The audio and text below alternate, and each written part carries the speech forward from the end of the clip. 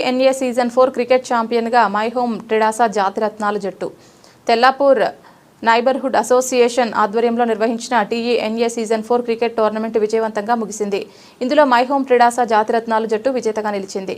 ఈ tournament November 1 నుంచి league come knockout విధానంలో నిర్వహింపబడింది. పరిసర ప్రాంతాల నుంచి మొత్తం 22 జట్లు పాల్గొని క్రీడా స్ఫూర్తి, స్నేహభావం మరియు ఆరోగ్యకరమైన పోటీని ప్రతిబింబించాయి.